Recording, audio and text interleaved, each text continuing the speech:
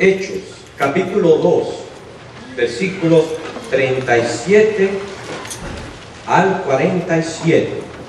Hechos, capítulo 2, un libro que se encuentra inmediatamente después de los evangelios, después de Juan. Hechos, capítulo 2, versículos 37 al 47, vamos a estar leyendo en breve.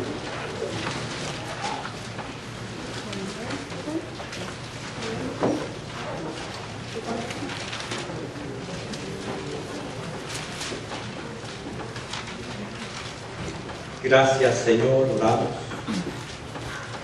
por esta dicha, por este privilegio que nos das de sentarnos a la mesa, donde recibimos el alimento de tu palabra. Porque como buen pastor, aderezas mesa delante de nosotros. Y nosotros comemos de tu pan que es tu palabra y es vida.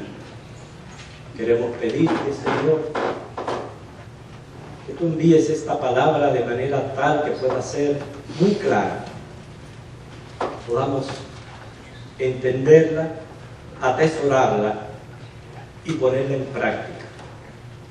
Haz esta obra, Espíritu Santo, porque eres el único que lo puedes hacer. En Jesucristo. Amén. Nuestro mensaje en serie, vimos el ejemplo de Habacuc. Aprendimos que todo el tiempo, no es cuando yo quiero, no quiero, o solamente el domingo, todo el tiempo debemos andar en el temor de Dios. Eso nos ayuda en nuestro proceso santificador. Luego aprendimos a través del ejemplo de Samuel a eliminar los ídolos, porque los ídolos se interponen en que nos volvamos a Dios y le sirvamos de todo corazón. Hoy vamos a presentar como modelo en esta serie de mensajes en pro de un avivamiento personal y colectivo a la iglesia primitiva. Vamos a ubicarnos un poquito más hacia acá en la cronología bíblica. Por eso les pedí que estuvieran listos para leer Hechos capítulo 2, los versículos 37 al 47, donde se encuentran los resultados del Pentecostés, aquel primer sermón que Dios puso en el corazón de Pedro cuando levantó su voz y predicó a todos aquellos que estaban reunidos allí en Jerusalén. Dice el 37, ustedes siguen con la vista. Al oír esto, o sea, al oír todo el mensaje de Pedro, se compungieron de corazón y dijeron a Pedro y a los otros apóstoles: varones hermanos, ¿qué haremos? Noten la disposición de las personas de procurar, de conocer la voluntad de Dios. Eso es lo que hace cuando una persona busca a Dios de corazón, no cuando se le está arrastrando o sugestionando a que haga decisiones o a que haga esto y lo otro. No, hermanos, el que de corazón quiere buscar a Dios, indaga, busca, procura.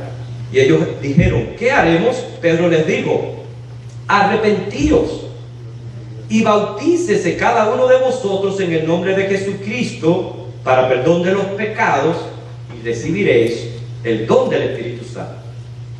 Porque para vosotros es la promesa, y para vuestros hijos, y para todos los que están lejos, para cuantos el Señor nuestro Dios llamare. Y con otras muchas palabras testificaba y les exhortaba, diciendo: sed salvos de esta perversa generación. Así que los que recibieron su palabra fueron bautizados, y se añadieron aquel día como 3,000 personas, y perseveraban en la doctrina de los apóstoles, en la comunión unos con otros, en el partimiento del pan y en las oraciones. Y sobrevino temor a toda persona. Muchas maravillas y señales eran hechas por los apóstoles. Todos los que habían creído estaban juntos y tenían en común todas las cosas. vendían sus propiedades y sus bienes y los repartían a todos según la necesidad de cada uno, y perseverando unánimes cada día en el templo y partiendo el pan en las casas, comían juntos con alegría y sencillez de corazón, alabando a Dios y teniendo favor con todo el pueblo. Y el Señor añadía cada día a la iglesia los que habían de ser salvos. De todo este relato quiero resaltar dos frases. Número uno, se encuentran en el último versículo. Dice que aquella iglesia tenía favor con todo el pueblo. Y, segunda frase, que el Señor añadía cada día a la iglesia los que habían de ser salvos. ¿Cuántos de ustedes ven un perfecto avivamiento aquí? Una iglesia teniendo favor de todo el pueblo y el Señor obrando, añadiendo a la iglesia los que habían de ser salvos. O sea, la idea es la siguiente. Aquella iglesia se caracterizaba de manera tal que lo que hacía era atraer a inconversos, no porque fuera mundana, sino los atraía porque allí se predicaba la verdad. Y de estos inconversos, ya que dice Mateo 20:16 que muchos son llamados pero pocos escogidos, Dios añadía a la iglesia los que habían de ser salvos. Y esto, hermanos, es avivamiento. Noten que una vez recibieron el mensaje de Pedro, fueron bautizados, es decir, se identificaron con su fe, se añadieron al grupo de creyentes, y no era un grupo pequeño, más de 3,000 personas. Dice que todos los que habían creído estaban juntos, que tenían en común las cosas, perseveraban unánimes en el templo cada día, comían juntos con alegría y sencillez de corazón y alababan a Dios. Pero, ¿qué hacía la iglesia primitiva para lograr el favor del pueblo y por ende la bendición de Dios? ¿Qué hacía? Nos lleva a preguntarnos a nosotros, ¿qué hace una verdadera iglesia para con aquellos que están buscando prácticamente desesperadamente una congregación donde encontrar la palabra de Dios? ¿Cuán cerca o cuán lejos, ya que somos constituidos iglesia, estamos nosotros de este patrón que presenta la iglesia primitiva? Bueno, el versículo 42 responde a estas preguntas porque encontramos ahí 4 aspectos en lo que esta iglesia primitiva perseveraba. Qué palabra tan interesante. No quiere decir que comenzaban, estaban por un tiempo con aquel ánimo y aquel auge, pero después volvían de nuevo a decaerse en su espíritu. No, esta iglesia perseveraba, se mantenía constante y diligente en estos 4 aspectos que van a formar parte de los temas de este mensaje. Número 1, perseveraban, versículo 42, en la doctrina de los apóstoles. Segundo, en la comunión unos con otros. Tercero, en el partimiento del pan. Y cuarto, en las oraciones. Así que tomemos cada uno de estos puntos. Primero, perseveraban en la doctrina. Doctrina es prácticamente un cúmulo de dogmas, ideas que forman un conjunto de creencias. Y hermanos, podremos quizás ser un poquito, no tener tanto conocimiento bíblico, pero sin embargo todos podemos decir algo acerca de cualquier cosa, sea positivo, sea negativo, sobre cualquier asunto. Todos podemos opinar. No quiere decir que estemos correctos, pero todos podemos opinar. Y cuando se trae cualquier tema bíblico, yo estoy seguro que usted tiene algo que decir. En nuestra página web, en nuestra iglesia, ahí se plasman nuestras doctrinas. O sea, prácticamente dividimos los puntos más importantes de la fe y decimos, en esto creemos.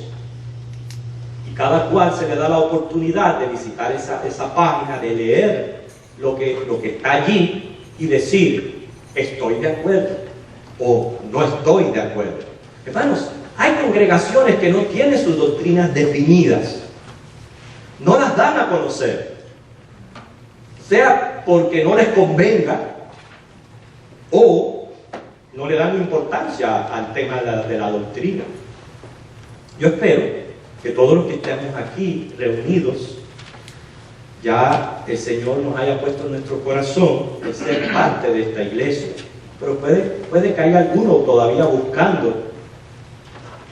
En su búsqueda, procure saber qué es lo que enseña esa iglesia. ¿Cuál es su doctrina acerca de esto y acerca de aquello? ¿Por qué? Porque muchos engañadores han salido por el mundo. Y precisamente hemos preparado un material que al salir del templo quisiera que todos se lleven uno en la mano para que abran sus ojos y estén atentos a este mensaje. ¿Por qué? Porque el apóstol Pablo aconseja al joven Timoteo a que cuide la doctrina y cuide lo que enseña ahí en 1 de Timoteo 4, versículos del 12 al 16. Hermanos, esta iglesia perseveraba en la doctrina. Nos tenemos que preguntar, ¿está mi iglesia en doctrina, acople o a tono con la sana doctrina de las Escrituras? Y luego, yo personalmente, ¿estoy en acople con la sana doctrina de las Escrituras? Hermano, la doctrina bíblica hay que conocerla, hay que enseñarla, hay que mantenerla, hay que defenderla y practicarla. Dice Oseas 4:6, mi pueblo fue destruido por falta de conocimiento. Además, Romanos 10:17 dice, la fe es por el oír, y el oír por la palabra de Dios. Segunda de Pedro 3:18 nos aconseja, crecer en la gracia y conocimiento de nuestro Señor y Salvador Jesucristo. No es cualquier doctrina en la que la iglesia primitiva perseveraba. Ellos perseveraban en la doctrina de los apóstoles, dice ahí el texto. ¿Y por qué la doctrina de los apóstoles? Porque es la verdad de Cristo, es la que Él les enseñó. Ellos recibieron directamente del gran maestro todo este conocimiento. Al dejarlo plasmado en las Escrituras significa que tenemos testimonio de primera mano. Y tenemos un tremendo ejemplo. Muchos conocen el credo de los apóstoles, ¿no es cierto? ¿Cuántos alguna vez lo recitaron o lo conocen de memoria? El credo de los apóstoles. No veo las manos. Si usted nunca lo ha escuchado, lo va a escuchar hoy. Escuchen. Lo que es el núcleo de las palabras de este credo se remonta al primer siglo y es una expresión de las enseñanzas de los apóstoles, por eso recibe este nombre. Dicen que es posible que se haya originado en Roma y el asentimiento a este credo era requerido por los que se bautizaban. O sea, aquellos que profesaban querer bautizarse tenían que asentir en este crédito. El credo refutaba herejías de aquella época, porque en todas las épocas han surgido herejías. En aquel entonces estaba el marcionismo, el montanismo, el gnosticismo, y para ello, para proteger la iglesia, es que se dictaban estos credos. Bueno, el credo de los apóstoles dice, lo voy a decir lento para que cada frase la vayamos escuchando y vayamos reafirmándola y diciendo, yo creo eso, yo creo eso. Creo en Dios Padre Todopoderoso, Creador de cielos y de la tierra. Creo en Jesucristo, su único Hijo, Señor nuestro, que fue concebido por el Espíritu Santo, nació de la Virgen María, padeció bajo el poder de Poncio Pilato, fue crucificado, muerto y sepultado. Él descendió al lugar de los muertos y al tercer día resucitó. Está sentado a la diestra de Dios Padre Todopoderoso, de donde vendrá a juzgar a los vivos y a los muertos. Creo en el Espíritu Santo, la Santa Iglesia Universal, la comunión de los santos, el perdón de pecados, la resurrección del cuerpo y la vida eterna. ¿Te cree eso? Es un credo nada más que recibe el nombre, el credo de los apóstoles. No necesariamente estaba vigente cuando esta iglesia estaba formándose, pero ellos perseveraban en la doctrina de los apóstoles, o sea, las enseñanzas que ellos recibieron directamente del Señor. Por eso es que hoy la iglesia no reconoce ningún apóstol. Para no equivocarnos con la palabra, estamos usando un misionero, que es el sentido del apostolado, pero ya no hay más apóstoles. Segundo, la iglesia perseveraba en la comunión unos con otros, según el versículo 42. Fíjense, en la comunión unos con otros. ¿Qué quiere decir eso? Se congregaban, procuraban estar siempre reunidos. ¿Dónde está la iglesia? Ah, pues allí voy. No importa que sea un lugar tan bonito como este, una cueva, un hogar, una esquina, donde quiera que la iglesia se reúne, allí se congregaba. Hermanos, no podemos perseverar en la comunión si abandonamos reunirnos con la iglesia. Para aquella iglesia primitiva no había mejor lugar donde estar que donde Dios manifestaba su presencia. Porque quiero decirle, lo dice Mateo 18:20, donde están 2 o 3 congregados en mi nombre, allí yo estoy en medio de ellos. Hermanos, Jesucristo está aquí. Está aquí reunido con nosotros. Y su presencia, aunque no la veamos visiblemente porque Él es Espíritu, Él es Dios, su presencia es real. Y debe de ser mi mayor motivación para reunirme en la iglesia. La certeza que Dios está aquí. En el momento que la iglesia está reunida, en esas horas que ha designado para su culto, el Dios omnisciente nos ve. Estamos ante su presencia. No nos podemos esconder ni escapar. Y Él sabe. Como diciendo, ese hijo mío debería de estar allí. Sin embargo, mira dónde está. Anda en otro lugar, haciendo otras cosas, ocupado en otras cosas que son puras vanidades. Y sin embargo, yo estoy allí, reunido con mi iglesia, y ese pobre hermanito ha abandonado el reunirse, porque piensa que esas cosas en las que está preocupada quizás tengan más importancia que la presencia mía en medio de la iglesia. Para ellos no había mejor cosa que hacer que estar unido al pueblo de Dios. Había que trabajar, claro que sí. Había que cenar, había que pasar un tiempo familiar. Pero ya el resto del tiempo estaba consagrado a Dios y a reunirse con su iglesia. No al estilo sapito. Saben que el sapito va saltando de lugar en lugar. Esta iglesia primitiva no hacía eso. Se reunía con su iglesia. No necesitaban de actividades de entretenimiento para que la iglesia les gustara. Hoy día se pregunta, ¿y te gustó la iglesia? Mira, como si la iglesia fuera un helado de vainilla y chocolate. No había que tener actividades para que a la gente le gustara la iglesia. Se congregaban porque allí Dios manifestaba su presencia, porque allí se enseñaba su palabra, allí se alababa y se adoraba a Dios. Punto. No más. Por eso, hermanos, es que ellos perseveraban en la comunión unos con otros. Yo sé que se presentan ciertas emergencias que nos impiden el congregar. Son obvias, son genuinas.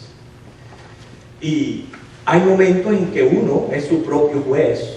Y yo siempre le digo a todo el mundo, a nadie se engaña, porque Dios sabe cuando una persona bien quiere y no puede, y cuando puede y simplemente no quiere. Dios lo sabe. O Dios sabe cuando hay un desorden de prioridades tan grande en la vida que a Dios no se le está dando el primer lugar. Así que eso hay que analizarlo como un llamado muy personal a cada uno. También están los hermanitos piadosos que mandan el espíritu. No, porque yo no pude ir al templo, pero estaba con ustedes en espíritu orando. Se lo he dicho anteriormente, no me manden el espíritu, no me lo manden.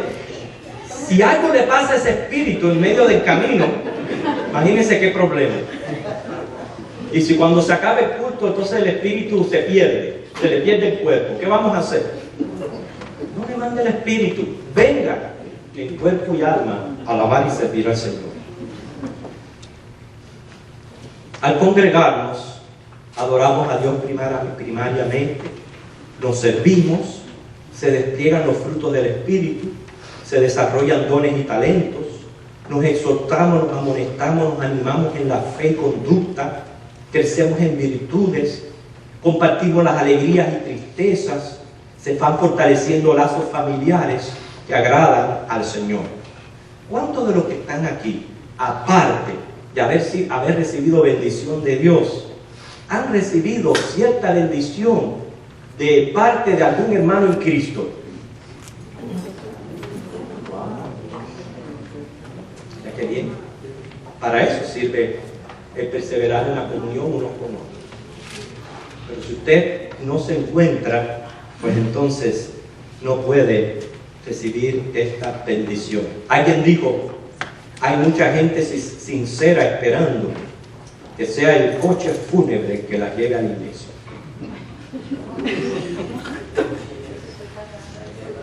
Tercer lugar, la iglesia perseveraba en partir el pan, que significa específicamente en celebrar la cena del Señor, la cual está delante de ustedes.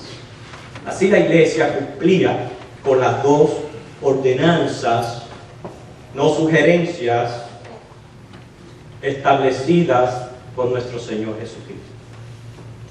Yo entiendo que las personas deben de proceder prudentemente en su caminar cristiano y recibir conocimiento y enseñanza. Pero el bautismo es una orden. Eso no es si yo quiero o no quiero. Y cuando yo realmente soy un creyente, yo no voy a poner obstáculos ni objeciones en bajar a las aguas bautismales. Punto. Perseveraban en partir el pan. Por eso ya ustedes vieron que al leer la palabra dice que aquellos que habían escuchado el mensaje de Pedro se bautizaron. Y luego, al venir a ser parte de la iglesia, entonces participaban de la comunión. Y esto ayuda a aclarar un poquito para que no se malentienda el por qué cada vez que nos reunimos a tomar la Santa Cena se hacen ciertas especificaciones que en ningún momento es queriendo que ninguna persona se sienta mal, ni que hacer la sección de persona, ni negarle que se siente a la mesa. No, en ningún momento es nuestro deseo. Al contrario, nuestra alegría y gozo es que usted también se siente a participar de esta cena. Eso es lo que queremos. Pero esta cena es un acto conmemorativo que encierra un simbolismo que si a la persona no le hace sentido ese simbolismo, entonces participa en vano. Es lo que yo quiero que ustedes puedan entender. Y no es en ningún momento que le estamos previniendo a nadie que coma los elementos. ¿Por qué decimos que se sienten aquellos que han bajado a las aguas bautismales? Porque el bautismo es un acto de identificación. Si usted está identificado en su fe con Cristo, con el Evangelio, con lo que significa el Evangelio, que es la muerte y la resurrección. Los mismos elementos representan eso, el cuerpo y la sangre de Cristo, la muerte. Y creemos en la resurrección. Pero si usted no ha obedecido al Señor en el bautismo, no tiene lógica que se siente a tener comunión con un Señor a quien usted no ha obedecido. Porque repito, el bautismo es una ordenanza.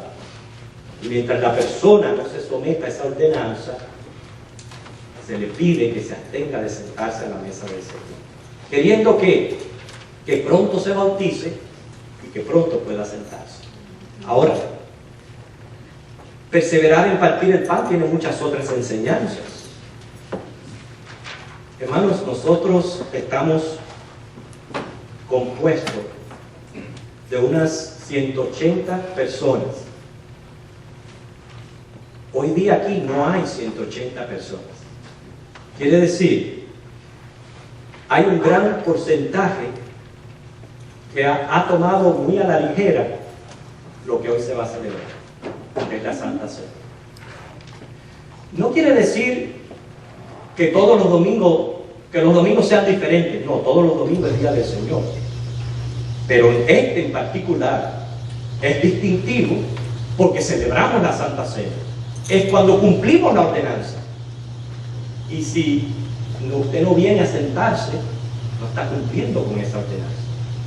Entonces es algo que tenemos que hacer nosotros, conciencia de que debemos participar de este acto, porque esa es la voluntad de nuestro Señor. Hermanos, con tristeza digo, hay creyentes que no hacen ni el mínimo sacrificio o esfuerzo en decir, hoy domingo, primer domingo del mes, es día de celebración de la Santa Cena, voy a la iglesia y dejo todo lo demás. ¿Están de acuerdo conmigo? No me estoy volviendo loco yo. ¿Están de acuerdo conmigo? Otro aspecto de perseverar en el partimiento del pan es estar aquí, pero no comer los alimentos. Habiendo sido ya bautizado, no comer los elementos. Déjame decirle que eso muestra pobre salud espiritual. Uno de los propósitos del Señor al invitarnos a sentarnos es que podamos tener comunión con Él y unos con otros. Cuando un creyente en Cristo no come estos elementos es porque está mal. No digo el de que se come, no, está mal. ¿Por qué? O no está en comunión con Dios, quiere decir que hay un pecado en su vida que no está queriendo dejar, o anda en malas relaciones con algún hermano en Cristo o hasta en su propia familia. Como está en esas condiciones, no puede sentarse libremente a comer de estos elementos. Pero ¿qué pasa? Pasa mes tras mes, no resuelve su situación, se conforma con dejar pasar los elementos y no provoca los cambios que son necesarios en su vida para que esté bien espiritualmente. Por eso siempre se invita a que usted ore, usted identifique su condición espiritual y diga, yo estoy mal en este aspecto, me voy a sentar a una mesa a comer unos elementos que tienen una dignidad que no, inmensurable, porque ese es el símbolo de la muerte y la sangre de nuestro Señor Jesucristo. No lo puedo tomar a la ligera, yo le tengo que dar aprecio a eso.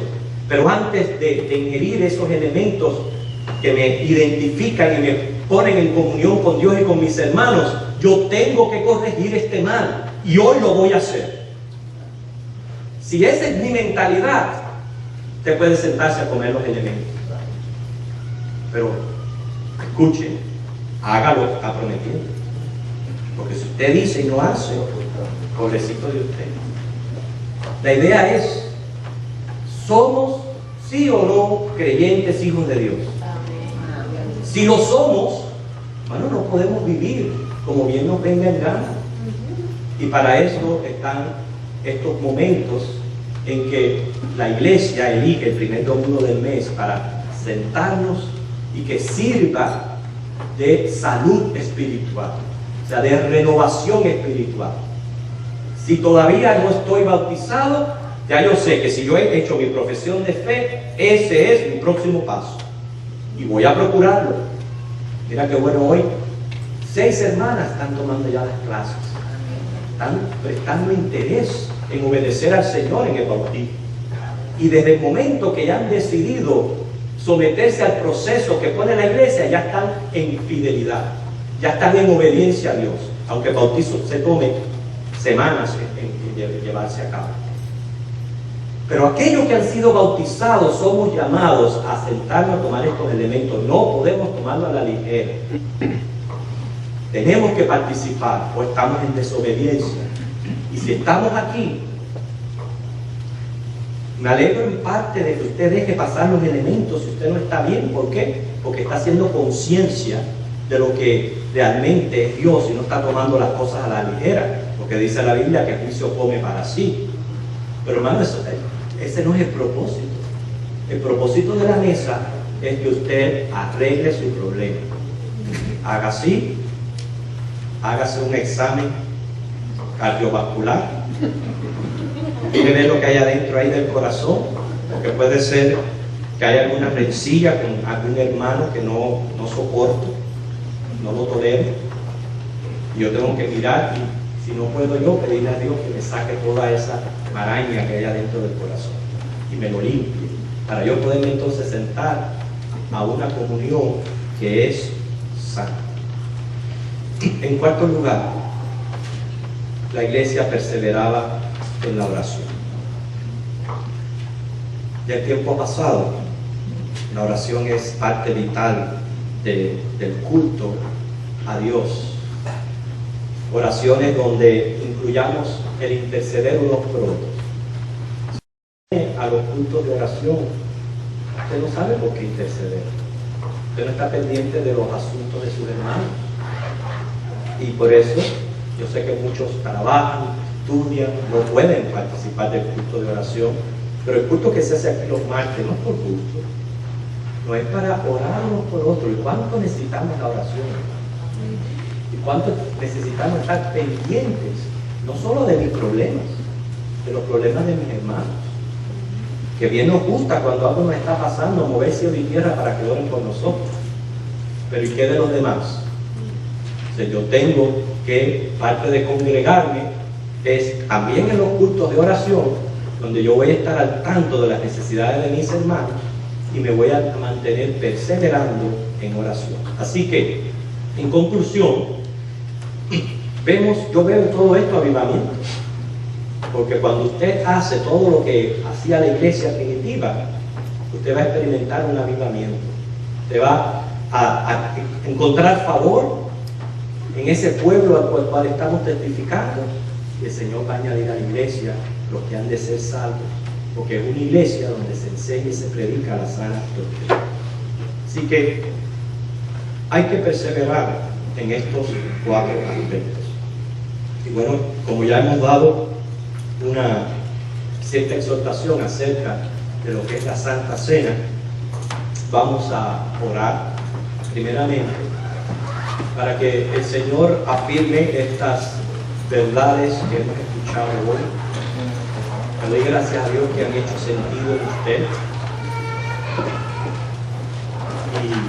y que el Señor nos ayude.